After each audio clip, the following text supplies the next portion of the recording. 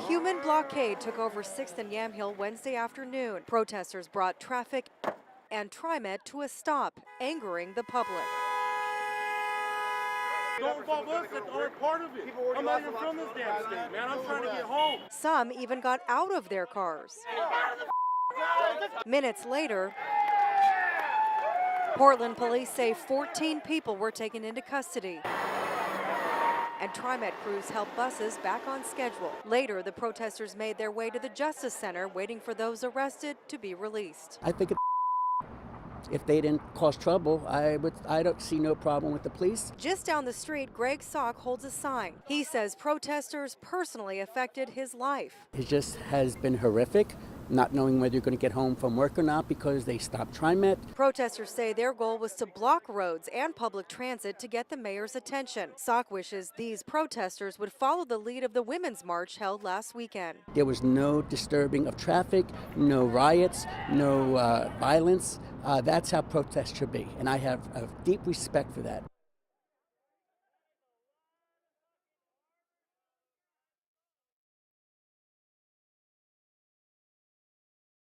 It's not uncommon to see a tree trimmer tackling a neighbor's backyard this time of year.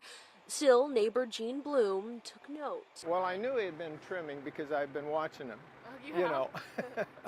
Yeah, that's what old people do. Bloom is no stranger to the task of tree trimming himself. He knows the arduous, albeit dangerous work is better left to an arborist. So when one of those tree trimmers came darting across the street, he knew deep down something was wrong. Ran over and said that, call 911, call 911. He's cut an artery. I can't get his phone to work. And then I heard the man that had cut himself with the chainsaw up in the tree yelling back down. Very loud. Well, I couldn't tell for sure, but he said something about they need a bucket truck or something. I'm not going to let go of it. Cue police, at least a dozen firefighters and paramedics, and what became a nail-biting 45-minute rescue from 40 feet up. Bloom watching those tree trimmers once again, but this time a much more dramatic scene. Crews had to first treat the tree trimmer while he was still suspended. You can see him stuck there. They hoisted ladders to get to him and assembled a rope system to lower him to the ground. They used a plastic lawn chair as they carefully but quickly carried him to the stretcher. Fire crews say the worker was talking and conscious the whole time.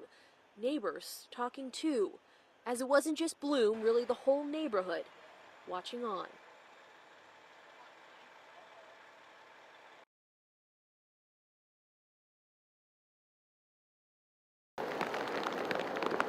It's really a race against the next storm at this point. Homeowners in Manzanita rushed to make last-minute repairs following Friday's tornado. It's not cleanup quite yet, more just makeshift fixes in hopes of staving off any further damage ahead of the next storm. Huge gusts of wind made it tough for crews working on power lines.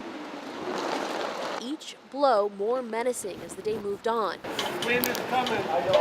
But it's not just emergency crews, residents, and shop owners out here. Got a couple new tarps just in case, just stop the rain, from coming in. And we got a bunch of shingles. I've got brand new shingles if we could do a shingle repair. Jeff Peacock and Charles Phillip work for Matt Sell's Home Improvement. They're in town from Tillamook, offering up their expertise free of charge. We're checking on our work and then also, the local community just to see if we could fix any leaks for them, any problems that they have. Just thinking at home the whole time, I wish we can go up there and help, so I'm glad the boss sent us out today. Their first fix is this home. The owners, neighbors say, aren't here to board up windows, so volunteers and fellow neighbors have taken it upon themselves to secure the damage. This group is volunteering too. They drove here, chainsaws in hand, hoping to help homeowners cut already down tree limbs, things that could get picked back up as potential projectiles as the wind continues to roll through.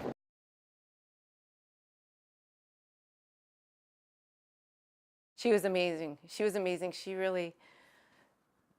galvanized people. Teresa Marble can't help but smile when remembering her friend Tammy, seen here in a video called Tammy's Story. Any good selfie that I'm in a group, Tammy took the picture. That's Tammy on the far right, the last picture Teresa was in with her friend before cancer took her life. Everybody has been impacted by cancer. Everybody's lost somebody.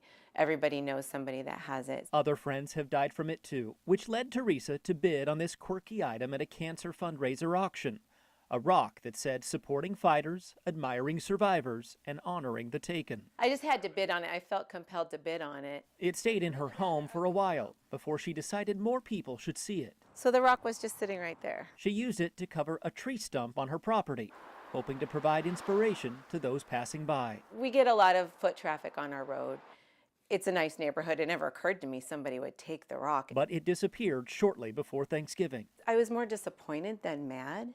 I was disappointed that somebody would take the rock that clearly was there to be an inspiration to other people. Tammy's friends live by the motto, be a Tammy, meaning see the good in people. Teresa's tried to do that. Well, maybe somebody took it because they're fighting cancer or somebody else is fighting cancer, and maybe they needed the rock more than I did.